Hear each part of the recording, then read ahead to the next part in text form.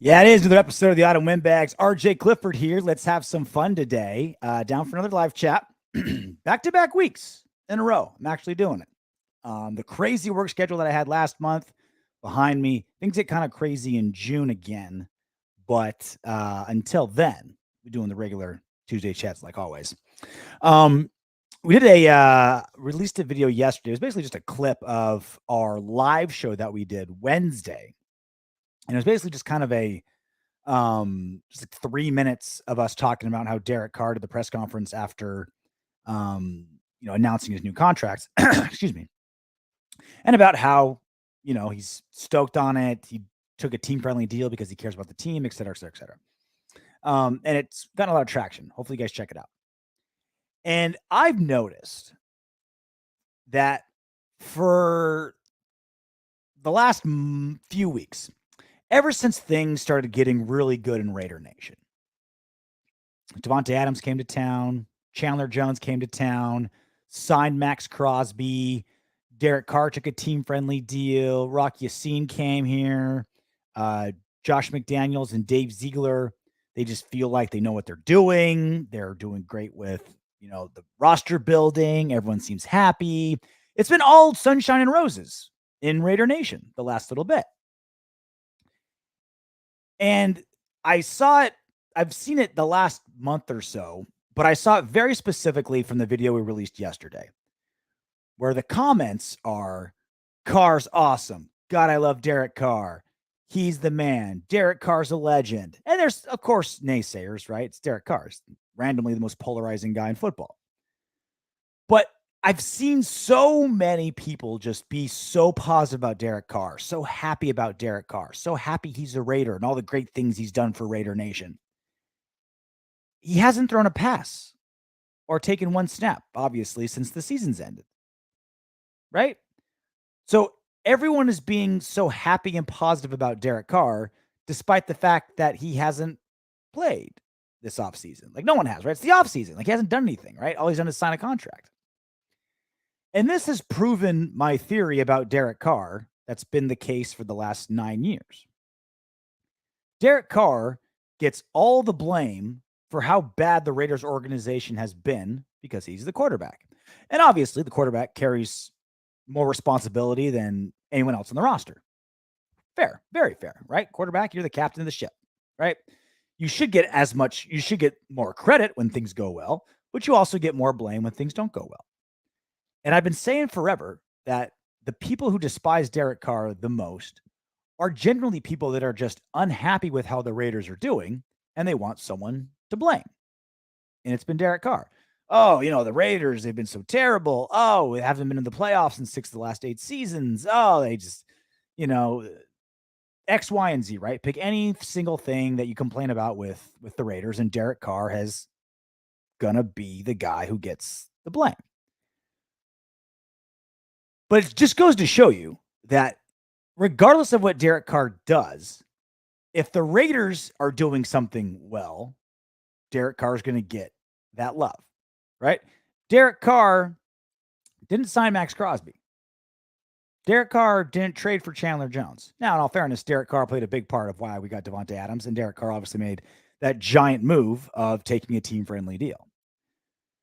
But this whole new influx of Derek Carr love, Derek Carr appreciation, it's not because he's playing better. It's because the perception of the Raiders is going like this. It's because the perception, and with, rightfully so, like the perception is based on reality that we're signing all these great players, new offensive minded coach, new GM that seems to know what he's doing. It's all for good reason that people are excited about the Raiders again. But that's now turning into love for Derek Carr that he got not from his play, not from his decision-making at the line of scrimmage, not from touchdown passes that he's thrown. It's because people are just generally happy about where things are going for the Raiders, and Derek Carr, therefore, gets love because of that. This is just another, and I've known this to be true ever since Derek Carr came into the league 9 seasons ago, but this just kind of reinforces that Derek Carr, if the Raiders are doing trash, they're going to blame Derek Carr. The Raiders are doing well, they're going to give the credit to Derek Carr. And even when the Raiders aren't even actually doing anything well on the field, Derek Carr is going to be part of that love. Now, again, there's plenty of Derek Carr naysayers. And if you go through the comments of our last few videos, mostly Derek Carr love, but also, oh, hey, no playoff wins. Oh, hey, there you go, fumble Ruski, et cetera, right? All the normal, playing all the hits about Derek Carr. But just let this be a reminder to you guys. When you see yourself, when you feel yourself saying, oh, man, I'm so stoked about Derek Carr, is that because he's playing well? Or is that just because everything is going well in Raider Nation, and therefore you give that love to Derek Carr? Keep that in mind. So the Davante Adams deal, and we'll get to your chats here in a second, as you guys start piling up into the comment section and the viewers start coming up. The Davante Adams deal. Now, remember when it was signed, it was almost universally appreciated, right? It was almost universally looked at as a win for the Raiders. There were some people that said, oh, maybe it was a little too expensive. Oh, you gave away a first and a second. Is it worth it? There are some people that thought that, but it was basically universally looked at. Okay, it cost a lot, but you're getting the best wide receiver in football.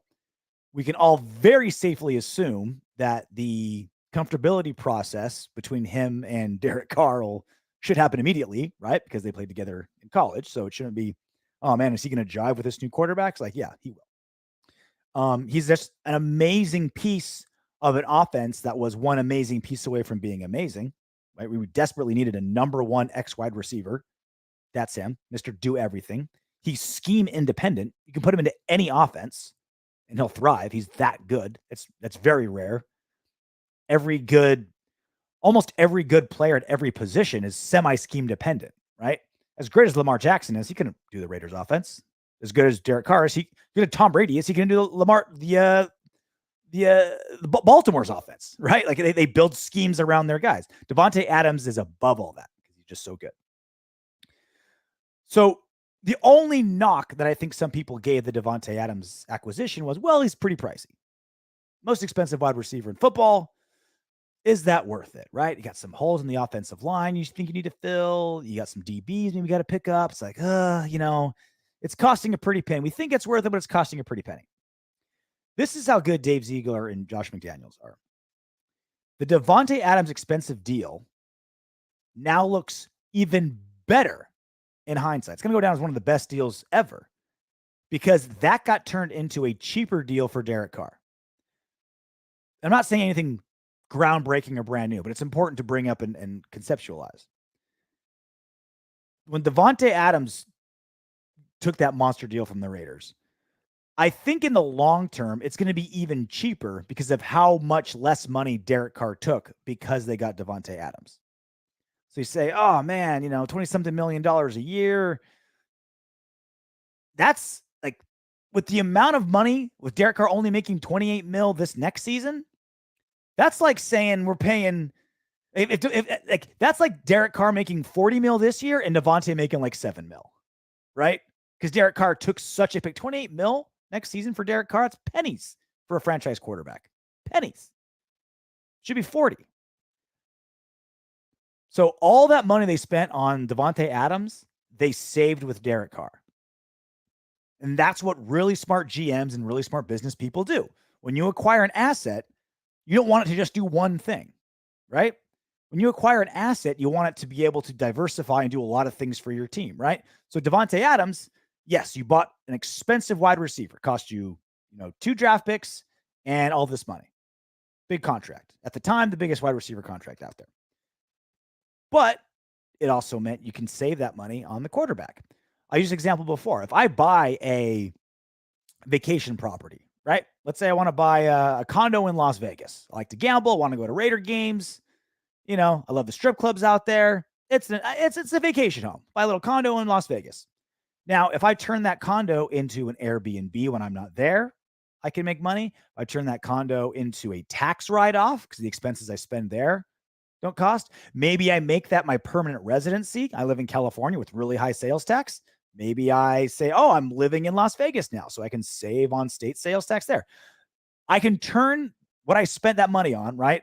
A vacation home, a vacation location, a vacation condo and I can turn it into all these things to make it worth that purchase. That's what the Raiders did with Davante Adams. Signed Davante Adams to a very pretty penny, also turned into you save money with Derek Carr. You make Derek Carr happy, which means he's going to take this contract. When the quarterback, who's a universal, regardless of what you think of Derek Carr as a player, he is universally beloved by his teammates, right? They look at him as a leader and he's loved. They keep him happy by having him there. You turn, it's not just you're just buying one asset, right? Like the Dolphins got Tyreek Hill. They gave up all this stuff for a great wide receiver, a wide receiver all 32 teams would want. But they gave away all these draft picks. They gave him all this money.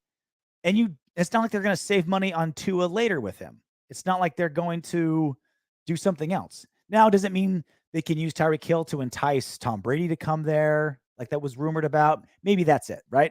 And you got to think, smart GMs, smart businessmen, smart owners, smart coaches, they acquire players with gaining more than just what that player does on the field, right? Davante Adams is more than just his 80 catches, 1,300 yards, and 12 touchdowns, or whatever number it'll be this season. It was also a happy Derek Carr, a cheaper Derek Carr, team unity, all these things. So question from Scrap Life Trash to Cash sent me this. This was a comment on the last video. And this is the video of Derek Carr's press conference. He said, "Is this the video where he ripped a giant fart? You can hear it in this clip." So we're going to do some investigative journalism here, everybody. Did Derek, and this is the really, really hard, deep dive journalism that we do in the Autumn Windbags. Did Derek Carr rip a giant fart at his press conference? Let's be the judge. I've only wanted to be a Raider. Let's hear it again. I've only wanted to be a Raider. It kind of sounds like he did. Now, it also kind of sounds like, that sound when you have a very specific four-legged chair and a very specific floor and you move it, right? I'm on rollers, so you can't hear it. But you move it, it goes, brrr. It kind of sounded like that too. I don't know. Let's hear it again. I've only wanted to be a Raider. Now he pauses, which makes me think he's kind of like, which kind of goes towards the direction of, yeah, he did fart. Cause he's like, I've only wanted to be a Raider. I've only wanted to be a Raider. Now, I'm not seeing any grimacing in his face. I'm not seeing him do the old, lean and let it go. I'm not seeing any of that, but the pause is what's giving me pause. I've only wanted to be a Raider. A little bit of a deep breath. I don't know. What say you guys? I can't tell you. I'm 50-50. Fart, or maybe a chair, or something sliding across the floor over there at the Raider facility. I don't know. Let me know in the chat, in the comments, what you guys think. All right, let's get things popping. What's up, RJ? Hope you're doing good. I'm doing great. Rare non-hangover Tuesday for me, because normally I'm traveling on Saturdays, or I'm working, over the weekend. Come home Sundays. I'm traveling on Sundays. It's a semi non-work day, but I'm also always traveling. So that happens. So sometimes I make Monday my weekend. Sometimes I do Sunday, Monday as my weekend. So I'll have a little fun day Monday. Kept things tight yesterday. Woke up bright-eyed, bushy-tailed, fresh, ready to rock. Dwayne Thomas, can't tell me that you didn't see this coming, bro. The media rides the obvious breakout candidate. They jump on him in 2016 because of the season that he had in 2015. Exactly. So again, this is when me and Soto are going like this, right? When we haven't done it in a while. Maybe we'll do it tomorrow on the big show. We haven't butted heads on Carr in a while. One, because he's exactly what I've been talking about. How because everything's going great in Raider Nation, he's feeling happier about Derek Carr. Derek Carr's not playing better since the last playoff game. He hasn't played better in the last month. He hasn't, thrown a touchdown pass or showed great footwork or improved his 40 time or whatever. But because everything's going great in Raider Nation, Soto is a little less angry at Derek Carr. And I always tell him this. I'm like, look, in 2016, when we were 12-4, and he was third in MVP voting and all pro before he broke his leg and we go to the playoffs, right? Like, I never once heard you complain about Derek Carr. He's holding us back. We got to move on. Never once. Why? Because we were winning. Because the team was playing well. The defense, despite being only 20th in the league, was better than normal, right? Normally we're like bottom 3 or worse. But because the team was, they got Crabtree and Cooper and things were flying, right? Things were going well. That wonderful season. But because the team was doing so well, everyone thought that Carr was great. Derek Carr is objectively better now than he was then. He throws a little bit more picks, but that's because he's throwing deeper, right? And that's something you're going to have to accept. If we want Derek Carr to be a gunslinger, throw deep, throw bombs, long passes, there's going to be more interceptions. That's same with every quarterback. It's going to be the case, right? Not that it's okay, not that it's good, not that Derek Carr needs to, work on that. He does a bonehead interception. He needs to correct it. But that's both sides of that coin. You want deep balls? You're going to get some more strip sacks, right? He's going to be in the pocket longer. He's going to get sacked more. And he's going to throw some interceptions because the ball's in the air longer and things like that, right? But that's what I'm saying is when things are going well, regardless of what Derek Carr does, people say, oh, great, Carr's awesome. Kier Beavers, people want to get ahead of our perceived future success and be on the Carr train. I think there's some truth to that. But there's just such a long, deep history. Like people have already picked their sides, right? Like what side of the aisle you're on by now. You love Carr, hate Carr. We all kind of know who that is. Now, to strangers, you can do that, right? But to my circle of friends, I know who's who, right? Soto and Rory hated Carr. And watching him, and Soto knows that I know that. Soto knows what he's been screaming for the last several years, and definitely as long as we've had this show. So we can't come back and say, I always knew it. This is what Soto's going to do. Soto's going to say, yeah, I told him I needed him to fix X, Y, and Z, and he did. So, yeah, now I'm okay with him. Watch. That's what's going to happen. Craig Campbell, can't wait to see who the top 6 wide receivers will be on the roster after cuts. Well, Davante, Renfro, Edwards. They picked up some speedsters. Yeah, I'm very curious. I think we'll definitely at least get 1 or 2 wide receivers in the draft. And because it'll be, 3rd, 4th, or 5th rounders, no guarantee they'll make the squad. Probably not going to start, but developmental guys. I hope we pick up another Hunter Renfro guy, another kind of slot guy. That'd be nice. But remember last season, I thought our wide receivers would be our biggest depth, right? Pre-cuts. John Brown. Remember John Brown when he came on? Yeah, this guy's going to be our new Nelson Aguilar. He had a better track record than Nelly before Nelly came. So Nelson Aguilar came in. Derek Carr made him a $22 million wide receiver, went to the Patriots. Yeah, John Brown's going to be the next guy. Didn't find a home all season. I did not see that coming. We picked up a bunch of random veterans. I thought we'd have, wow, our wide receiver crew is the deepest in football. We're totally set. Halfway through the season, yeah, we don't have any wide receivers. Brian Edwards wasn't panning out. Obviously, know what happened to Henry Ruggs. We knew that Renfro was good. We didn't know that he'd be this good, right? Almost breaking records, almost breaking single season records for the Raiders. It's been a roller coaster for wide receiver. Someone's seat moved. Yeah, I can see that being it could be that. Or a trumpet. Yeah, chair.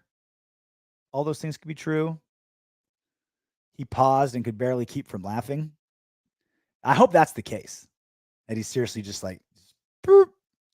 Look, even though you've got $100 million in the bank, I feel like you can fart whenever you want. You know what I mean? I feel like it's no big deal. Another thing I want to bring up. We're going to get way more in depth on this tomorrow on tomorrow's show. But I want to just touch on it now because I've got a whole all like lined up for us. Mike Florio has had a hard on for Derek Carr for half a decade. Raider Posts, which I highly recommend you guys follow on social media, Twitter, Instagram, did a great like run through of all of Florio's like bad Derek Carr takes. And it was things like, yeah, we all know John Gruden wants to move on from him. Oh yeah, we know he's gonna leave him, and you know, this is why he's gonna get Fitzpatrick, or this is why he signed Nathan Peterman to replace Derek Carr, and just like you've just been wrong. And then when Derek Carr's contract came up, and he did the contract, his new contract came, the new deal came. His take was, I don't know why they're paying him like a top 10 quarterback when he's not a top 10 quarterback. And it's like, how much like Olympic gymnastic flexibility do you have to be able to bend your brain to the point where you have to make up that he's getting paid top 10 money to complain that he's not top 10 and getting top 10 money? By no metric is Derek Carr a top 10 quarterback. Or I'm sorry, a top 10 paid quarterback. His cap hit isn't top 10. His salary next season isn't top 10. His guaranteed money is like top 20 when it comes to quarterbacks. There's like 4 dudes on rookie deals who have more guaranteed money in their contract than Derek Carr. And yet Florio's take, his like thing that he wanted to get off his chest was, well, Derek Carr's not top 10. I can't believe they're giving him top 10 money. He's not getting top 10 money. By no metric is he getting top 10 money. Because Florio hates him so bad, he went with, like, that's his take. And again, I'll get more into it on tomorrow's show, but like Florio isn't so much trolling. He's just a lazy, poor broadcaster.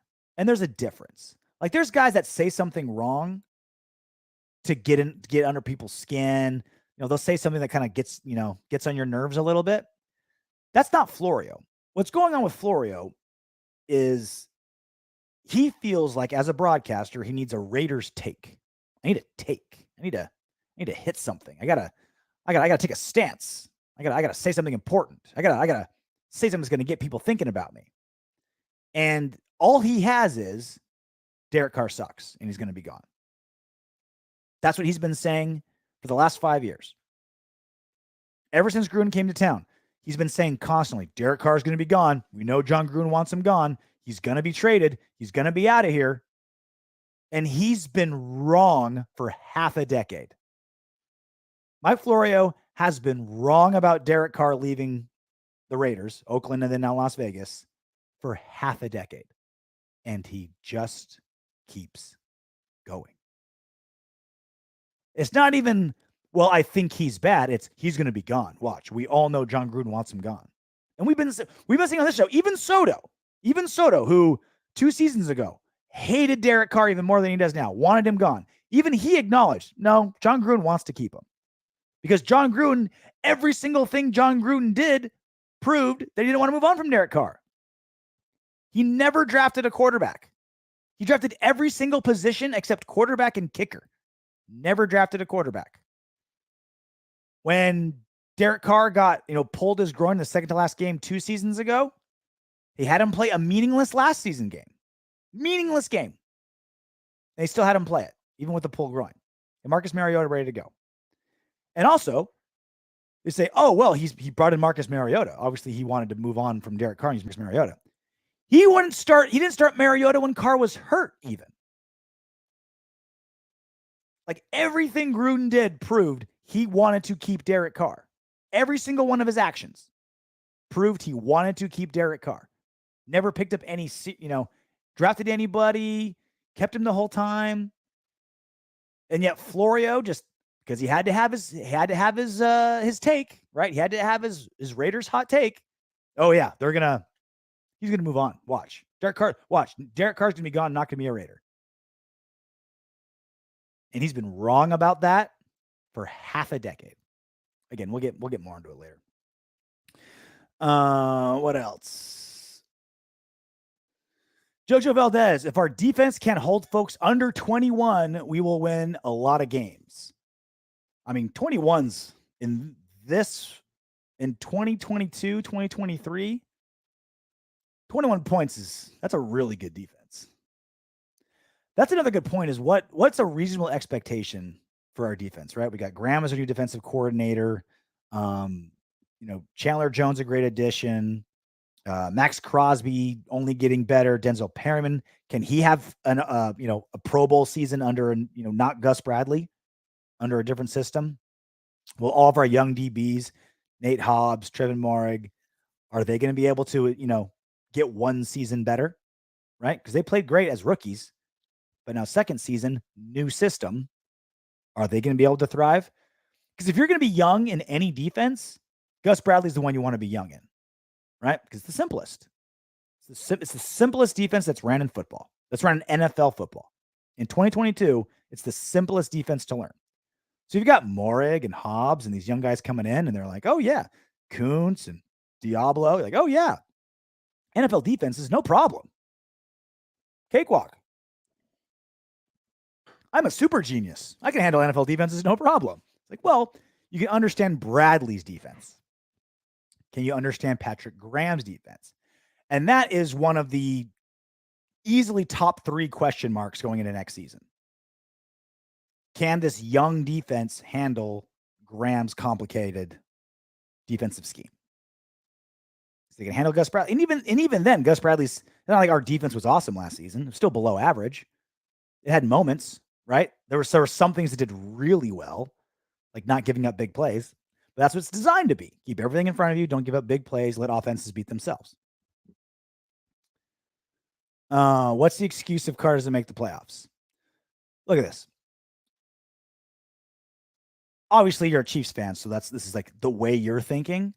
But I don't understand Raiders fans thinking in these terms, because this is Soto. Like anytime anything good happens in Carr's world, he's like, well, there goes his excuses. Oh, see, well, now we can't. He has nothing to blame. How about just being happy that life is good for the Raiders? How about just being stoked that your quarterback has good things going for him?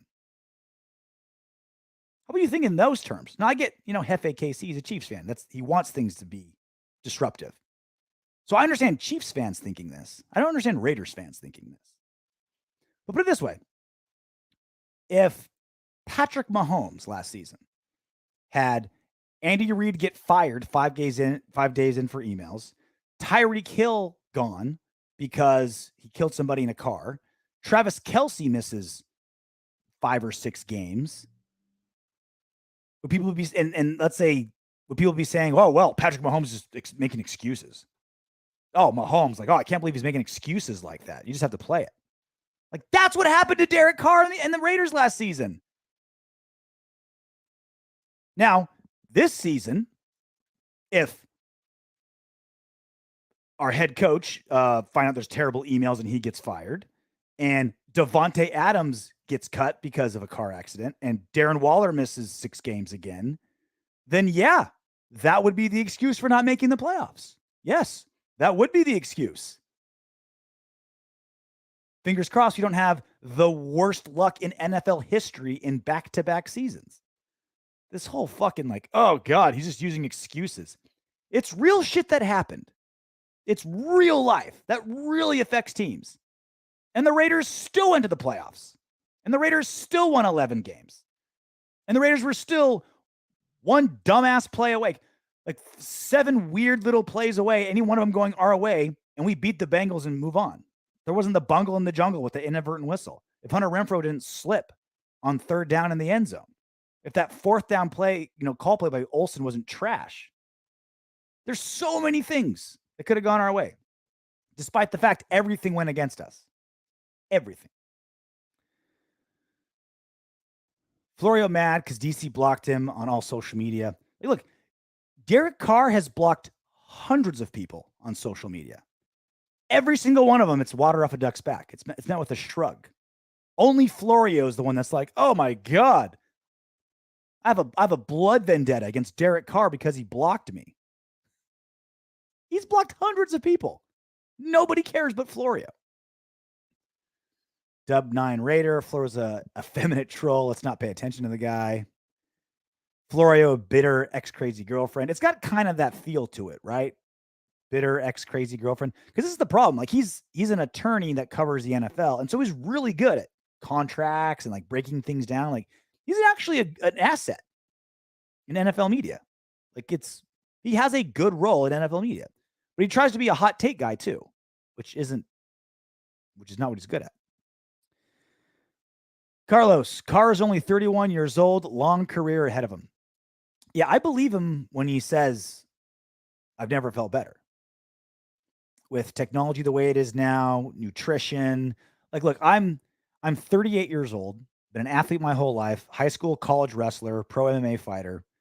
And just the last like 3 years have I learned how important stretching is. Now, am I a dumbass, or is it just because technology is getting better, or I'm just a slow learner? I don't know what the answer is.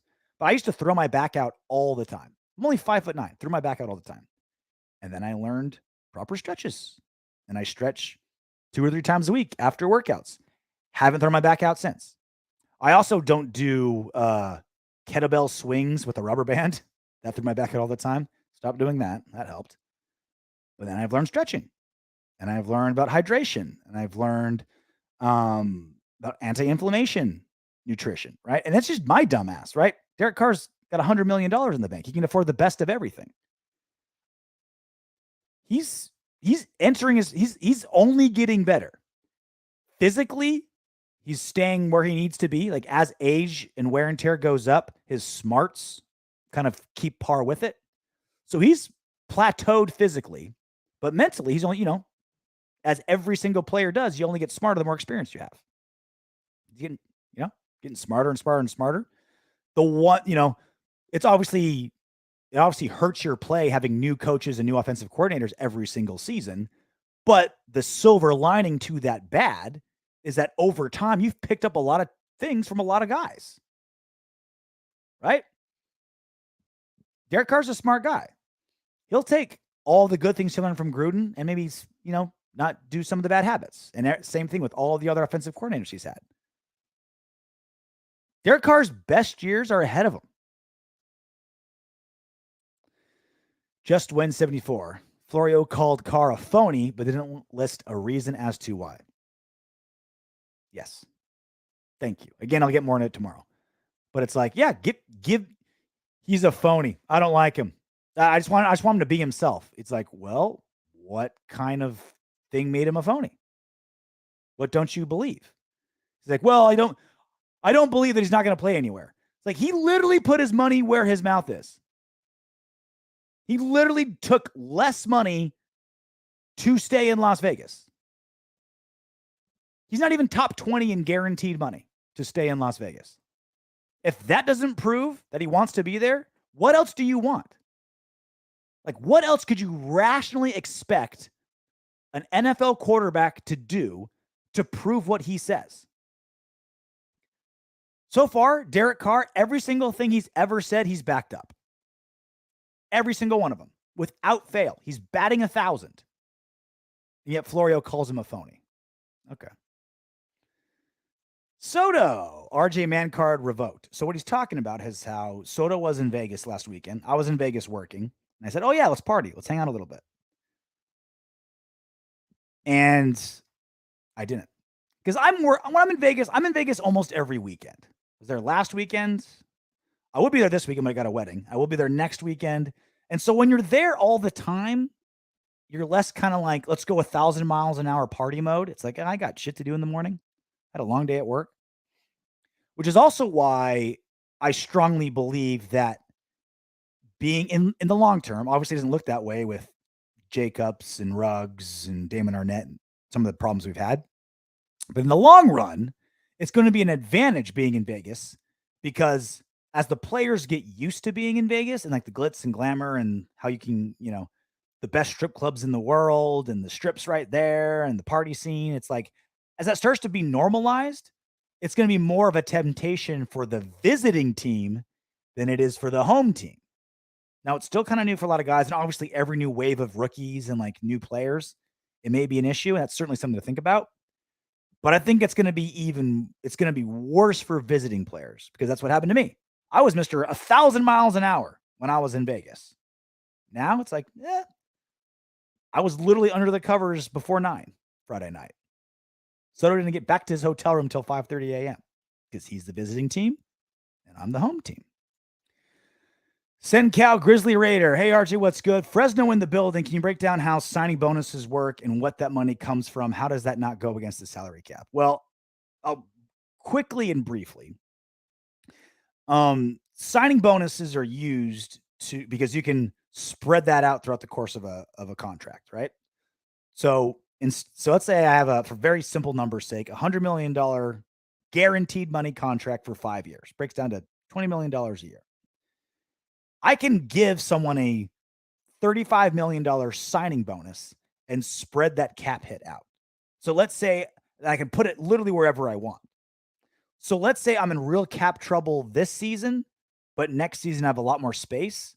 You can say, oh, a big chunk of that signing bonus goes here, the first year, or a later year, or wherever I want, right? And it's much, much more complicated than that. But basically, signing bonuses are used to spread things around. Love DC forever. I think we know where you're going to go with this. Carr bet on himself with this contract. If he doesn't deliver, they can cut him 3 days after the Super Bowl. And that's exactly the case. That's literally what happened. Everyone's happy. Every single person's happy. The only person that shouldn't be happy is Derek Carr's agent, who's going to get less money. He's literally the only guy that's like, I got a franchise quarterback on a second giant deal coming.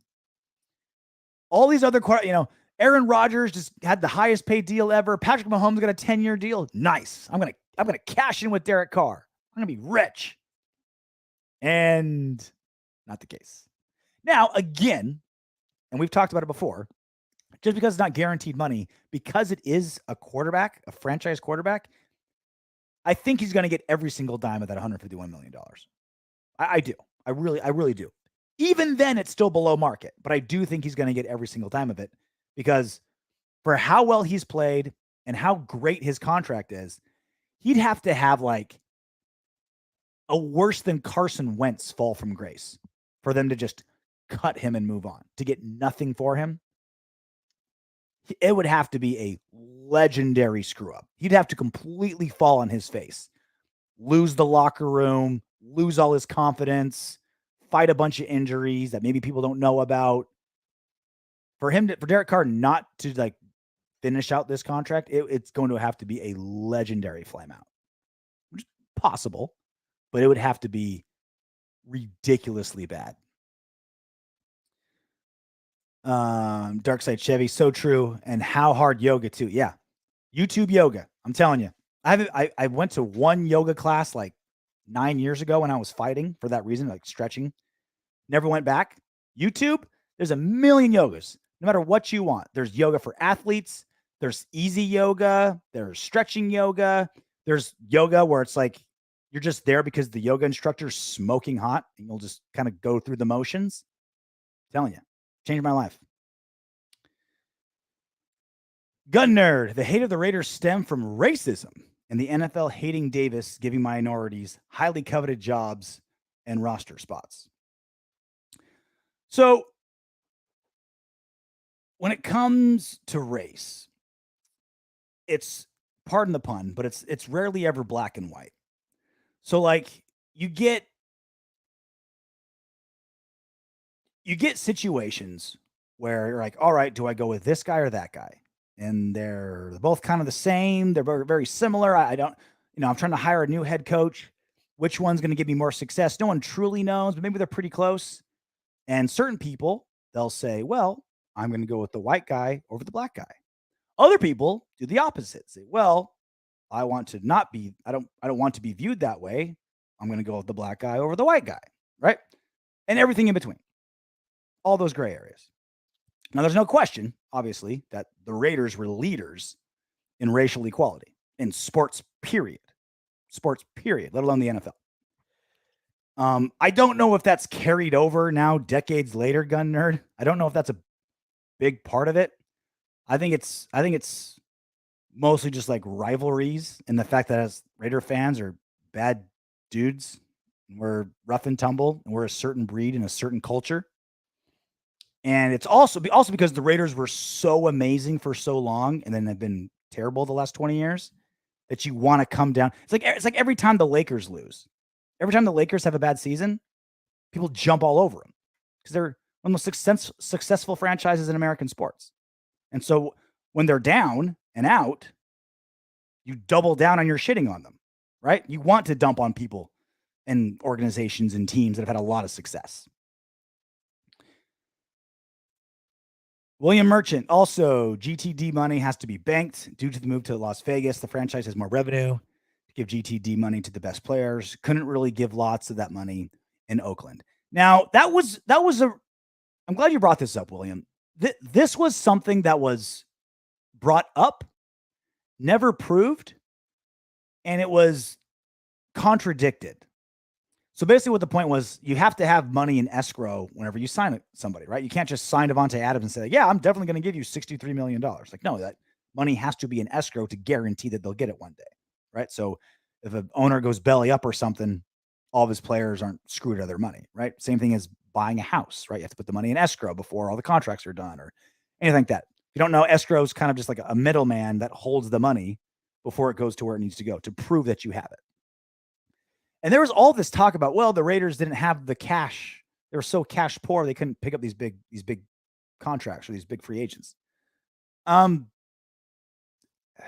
was talked about. Some people said that was the case. Some people said that wasn't the case. If it was the case, like you mentioned, it's definitely not now. Those PSLs at Allegiant Stadium, they'll fill in a lot of budgetary holes real fast. See, so Hefe's in the comment section causing a ruckus. Hefe, shut the fuck up. Mahomes is trash because of the risk he takes for his team.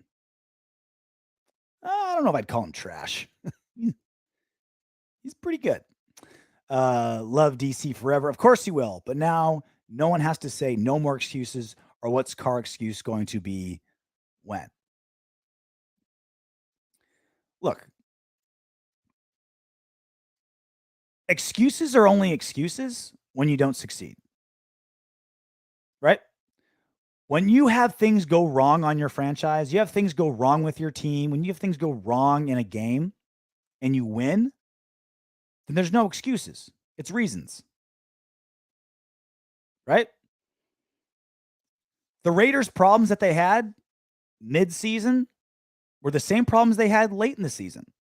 When we were losing to the Giants, going on a losing streak mid-season, it was partly because John Gruden was gone and Henry Ruggs was gone and new offensive system and new head coach and all these problems. And then we go on a 4-game win streak to close out the season. And what was excuses are now reasons. Like, yeah, we had all these problems, but we overcame them. We had all these issues, but we still won despite them. So you talk about, well, no more excuses. It's like, well, if they lose, then there'll be excuses. If they wins, then there won't be. Simple as that. Crossing the Jordan. That's why we had to move to Vegas. Well, look. For all the hate that Mark Davis, not hates, but how easy it is for so many people to poke fun at Mark Davis, and it's easy, right? Son of a guy that was he was just gifted an NFL franchise. He's got the weird bowl cut, right? He looks like a giant 8-year-old baby that was left in the sun too long. Dresses funny, dresses like a little kid. A million things to poke fun of Mark Davis at, but you cannot knock how the Raiders organization financially brilliantly moved to Las Vegas. They got more public money than any other NFL team ever. $750 million free money to move to Las Vegas. Sheldon Adelson, the richest man in Las Vegas at the time. I believe he's passed away. Mark Davis swindled Sheldon Adelson. Swindled him. Made him think he was going to get a piece of the... Now, anytime you go like something that big, that much money, and you're relocating, you need to grease the local wheels, right? You got to get the politicians on your side. You got to get the unions on your side. You got to get local businesses on your side. You got to get the locals on your side because they can make it very, very difficult for you to do business if they don't want you there. And he got Sheldon Adelson to roll out the red carpet for the silver and black and kind of alluded that he'd get a piece of the team and then cut him out. Got nothing. So we got $750 million free dollars. Thank you, Las Vegas taxpayers. And he got the richest man there to help him get there. Smart dude. Victor and how do you pronounce this? Anguano? Guano? That dung? When was the last time you heard a Raiders player give an excuse why they didn't perform well or why they didn't win the game? Because I can't think of a single time somebody gave an excuse. Yeah. It's other people, right? You don't hear Raiders players make excuses, point the finger, complain. I mean, I'm not trying to make this a whole Derek Carr thing, but a lot of it stems from Derek Carr's leadership. He doesn't do that. The quarterback doesn't do that. So other guys don't, right? One, I think it's just a good environment. I think the Raiders have put together a really good locker room. Rich Bisaccia was a big reason for that. Derek Carr is a big reason for that. So Josh McDaniels is inheriting a locker room with really, really good team unity, which is awesome. And two, just the players that are there. Like you want whatever you think of John Gruden, he had a really good line. He was in a coaching symposium and said something to the effect of, for your team to be successful, you need your best players to be the hardest workers. You don't want your superstars to show up late, half-ass, complain, because then that makes the rest of the new guys coming in think that that's how it works. I heard a TJ Houshmandzadeh told me this story of how when I was working at Fox Sports, he was there as an analyst, and we were in the green room just kind of chatting. And he told me the story that when he went to the Bengals, Chad Ochocinco would routinely get pissed that he never got balls thrown his way in practice. And he'd just leave. Take off his helmet, take off his shoulder pads, cause a stink, and bounce. He did that regularly. And so Houshmandzadeh's like, oh, that's how it works in the NFL. If I'm a superstar, I can throw a fit. Coaches won't do shit. I'll still get paid. I'll still play on Sundays. I'll still start. Like that's how we thought it worked in the NFL, because that's what the superstar and arguably the best player on the team behaved. You go to the Raiders, who are the best players?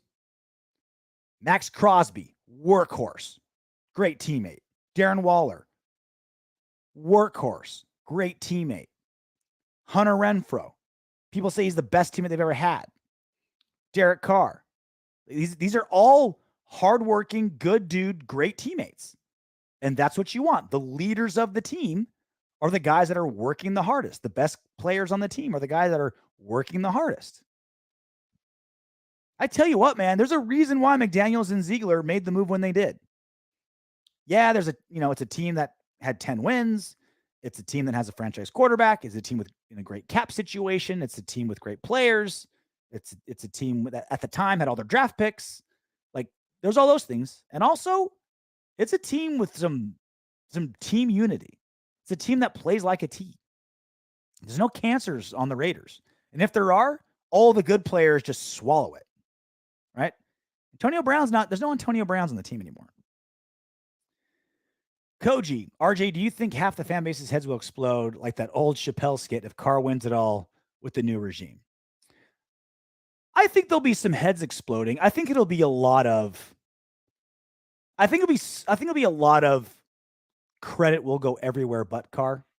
Oh, it's because they got Adams. Oh, it's because of Josh McDaniels. Oh, it's because Ziegler put together a great team. Oh, it's because they did the math right. Oh, all that cap stuff. I think people have dug their heels in on Derek Carr. It's just, I think it's more the people that have always liked Carr will be loud, and the people that always hated Carr will just kind of be quiet. Now, not universally. There'll always be Derek Carr haters out there. There'll always be Derek Carr lovers no matter how well he does. But I think it'll be more like certain sides will get loud and certain sides will be quiet. Crossing the Jordan, he's already cashing check from the Super Bowl. We are about to host. Yeah, Pro Bowl. I'm telling you, the Allegiant Stadium in Las Vegas, it's full like 200 days a year. Monster concerts every weekend. Like I was just this weekend. Was it BTS? It's like maybe you guys know better than me. It's like pop. Like so when I work in Las Vegas for the UFC, we stay right next to Allegiant Stadium, and so like our hotel's parking lot doubles as parking for Allegiant, and it was all just like girls with like cat ears, weird clothes. Anyway, that thing is popping every weekend. Friday, Saturday, Sunday, there's a concert, event, something. Throughout the week, there's all kinds of tours you can do there. Like that stadium's making money. Like it's attracting giant acts. You think like, oh, it's Las Vegas. All those big acts go there. It's like, well, they're not all going to go to, the MGM. They're not all like Metallica's not going to do 17,000 people. Like they need a stadium, right? Now you're getting all that. Can't wait to see the primetime games we get this year, I'm assuming. But how long until we mute it because they've mentioned Carr and Adams going to school together for the 1,000th time? Well, how many times did we mute it Josh Jacobs' freshman year, or rookie year when they talked about how he was living in a car? He was so poor. How many times did we mute it when Darren Waller, when they talked about how he overcame addiction? Like us Raider fans, like when you're diehard and you're in there all the time, like all this stuff, you have to understand the NFL is the casual sports fan sport. It is the most popular sport in America. There's nothing second. Like there's no close second. And so you have to treat these broadcasts like your girlfriend who's never watched football is watching it with you. You have to treat NFL broadcasts like it's like half the audience has never watched football before or don't know anything about any of the players. It's not a diehard person sport. Now there are diehards in the sport, but the giant ratings bonanzas that are NFL football, you got to cater to people that don't ever watch it. I know it's a pain in the ass for you and me, but that's why we've got the Autumn Windbags. I agree. Reasons. However, you and I both know Carr has got to get the touchdown interception rate down. That will make Carr elite no matter what. He knows that. We know that. Yeah. Even the most adamant Derek Carr supporters acknowledge the turnovers have got to knock it off. Fumbles and interceptions. No doubt about it. And again, it's how do we do that, right? Do we want Carr to not move in the pocket as much and lower the risk of fumbling? Or do we want him to move in the pocket a little bit more and try to make big plays? If we want him to move in the pocket more, then we're going to get some more fumbles. Same thing with the passing game. If we want him to keep chucking the ball and going deep, then we're going to get some more interceptions. And again, not an excuse. It still needs to be fixed, but there's two sides of the coin. Carr gets criticized because he constantly points the finger at himself. That's what good leaders do. Las Vegas taxpayers don't pay for the stadium. Hotel taxes pay for the stadium. Essentially, visitors. Okay. I've had this argument a million times, though. I'll have it again with you. A tax is a tax, right? And even though the tax money that went to build the stadium was, like you said, from visitors to hotel tax, it's still money that the county, city, and state take and allocate. They could have done the exact same tax and put it towards their terrible school system. Nevada has an atrocious public school system. They could have taken $750 million and put it in the school system or put it towards police or gave it towards, single mothers who need food. They could have done a lot of things with $750 million. They gave it to a stadium. So this whole idea is like, well, no, the citizens didn't pay a dime. It's like, well, no, but you took money and you gave it to somebody. It could have went to anything. Carr has never made excuses. He's never talked in a negative way about any player, never talked crap publicly about any Raider ever. Yep, that's because that's what leaders do. Sending Cal Grizzly Raider. Denzel Perryman gets a lot of praise for the way he practices and works too. Stay hydrated. Yeah, hydration. That's key, especially when you're in the desert. Oh my God. This is a check. When you start feeling yourself having chapped lips, and you think, oh, I need lip balm. No, you need to drink more water. That's what you need. William Merchant, Edwards and Leatherwood have both had quiet offseason. Do you know anything about their offseason workouts? If these two can play to expectations, the offense becomes unstoppable. So I don't know specifically for sure if Edwards and Leatherwood were there day one of OTAs, but I know that 95% of the Raiders roster was there day one of the first round of OTAs. The only one I know for sure wasn't there was Max Crosby. I think his first day is Monday. So I think that's the best example of if you're there with your team when you don't have to be, and almost everyone is there early when maybe they don't have to be. Darren Waller was there first day. Oh, he's going to be holding out. He wants a new contract. If he was, he wouldn't be there very first day of voluntary workouts. So no, I haven't heard specifically what they're doing this offseason or what they've been working on this offseason. But I do know that there's obviously going to be a giant magnifying glass on them from Dave Ziegler and Josh McDaniel. I hope they realize that. I hope they acknowledge that. I hope they're looking at this as an opportunity for a, fresh slate a little bit, right? They're like, all right, I haven't done what if I'm Leatherwood, I didn't do that well that last season. If I'm Edwards, like, well, I haven't really performed the last few seasons. We'll see what we can do under this new system. And again, very, very few players are system independent. Very few players are Davante Adams. You can put him in any offense and he'll flourish. Very few players are that good. Even really good players need a certain system for them to, thrive the most. Maybe Edwards and Leatherwood didn't work great under Gruden / Bisaccia, but maybe they'll do great under McDaniels. This is their chance. Carr and Stafford about the same. Yeah, that's kind of what I've been saying. That's kind of what I've been saying the last several seasons. Like, who's the one that's most like Derek Carr? I think Matthew Stafford, probably. And also similarities in the fact that they were both with poor franchises for a long time. And, Stafford was a punchline forever in Detroit. It's like, oh, yeah, it's Georgia boy. Never really got together. Goes to a super team, wins a Super Bowl. Right? LOL, if Raiders win the Super Bowl, they will be talking nothing but Carr, I swear. Well, look, Carr's numbers are going to go bonkers next season. Mark my words. With Davante Adams, keeping everybody. If this line doesn't drag the entire offense down and Josh McDaniels and Derek Carr just can't get it together, which I doubt, Carr's numbers are going to go bonkers with how much talent's there, how much better he's getting, the continuity they're going to have with just another season with Waller, another season with Renfro, another season with Andre James hiking it to him. Watch. I don't think Stafford could have done what Carr did last year. Probably not. So I think there's certainly elements of Stafford's game where I can say, yeah, he's better than Carr, right? Like skills. But being able to handle the dumpster fire of a season that was last season with Las Vegas, I can't think of any quarterback that could handle it better.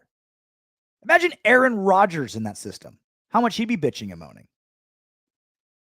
Imagine Ben Roethlisberger in that system. Like, imagine all these quarterbacks that are like better, but can they handle? Like, they're great when everything's going their way.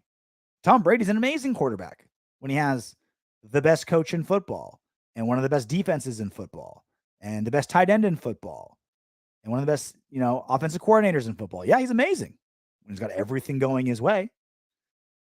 How many quarterbacks can survive what Carr's been through? The last 9 seasons, not even just last season.